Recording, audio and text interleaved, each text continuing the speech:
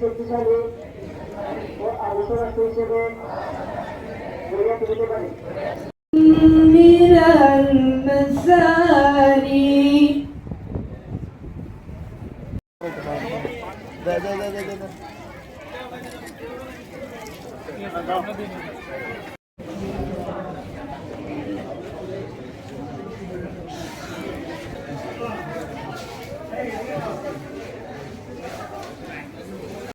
সকলের কাছে সুপরিচিত সেই প্রিয় ব্যক্তিত্ব আজ আমাদের মাঝে উপস্থিত রয়েছেন।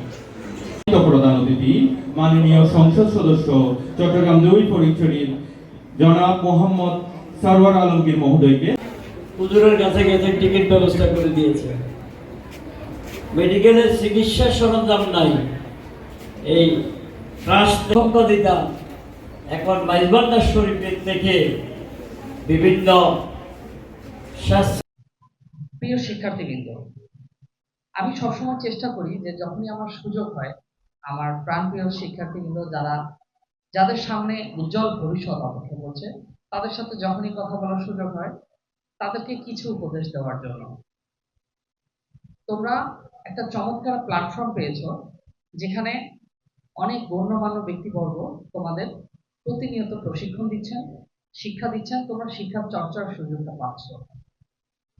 সকলে হয়তো তোমরা যে ফ্যাসিলিটিটা পাচ্ছ সেই ফ্যাসিলিটিটা নাও পেয়ে থাকতে পারে। অনেকে অনেক ইচ্ছা থাকা সত্ত্বেও, আগ্রহ থাকা সত্ত্বেও এই সুযোগটি নিতে পারছে না। এই ফটিকছড়ির মধ্যেই আপনারা দেখবেন আপনাদের বয়সে অনেকেই ইটভাটায় কাজ করছেন সামান্য কিছু মজুরির বিনিময়ে। আত্মশুদ্ধির কথা যে কথাটা বলেছেন, প্রতিটি কিছুতে কিন্তু এক অপূর্ব মিল খুঁজে পাওয়া যায়।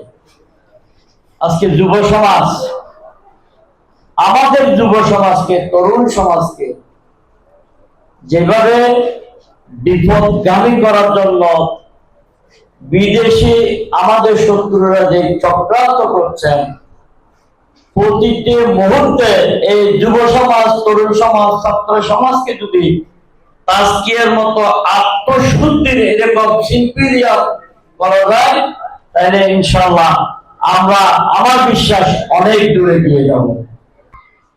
ওলি আল্লাহরা চিরাচরিতভাবে সৃষ্টির সেবায় সবসময় নিয়োজিত থাকেন,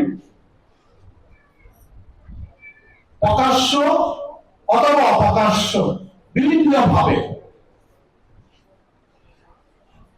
মাইজবান্ডার দরবার শরীফ এমনই একটি প্রতিষ্ঠান